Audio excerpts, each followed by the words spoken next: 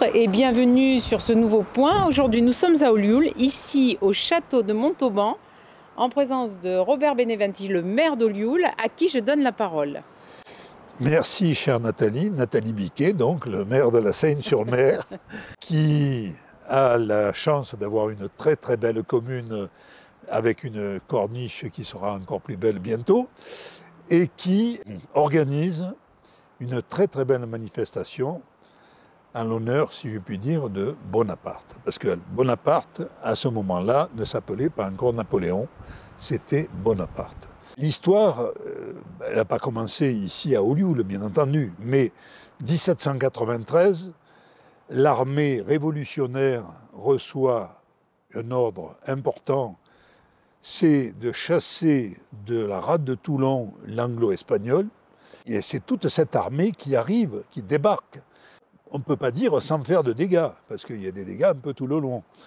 Mais arrivé ici, il fallait loger, bien entendu, l'état-major, puis loger les soldats. Et l'état-major, eh bien, il a choisi ce lieu, magnifique lieu.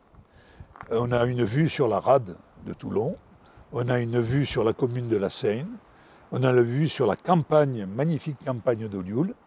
Et la nécessité du moment, c'était de répondre à un besoin, c'est-à-dire pouvoir chasser par des tirs précis les bateaux qui étaient dans la rade de Toulon. Et puis finalement, semble-t-il, le commandant d'artillerie ayant eu des soucis de santé, il a dû laisser sa place. Ils avaient sous la main un capitaine d'artillerie qui s'appelait Bonaparte. Et en plus, il avait le soutien d'un certain Salicetti, qui était commissaire révolutionnaire, qui a dû faire en sorte qu'il soit choisi lui plutôt qu'un autre capitaine. Et donc finalement, le capitaine Bonaparte est venu expliquer sa stratégie et il a réussi.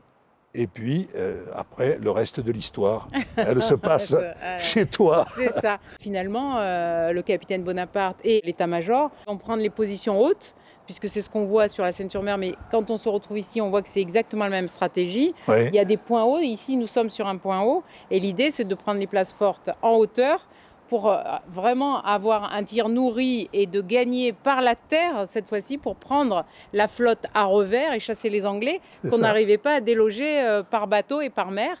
Donc la grande nouveauté de ce combat, c'est vraiment de commencer sur terre, ici même, dans la campagne olioulaise. Et on s'est réunis dans la campagne olioulaise et sénoise à la Petite Garenne.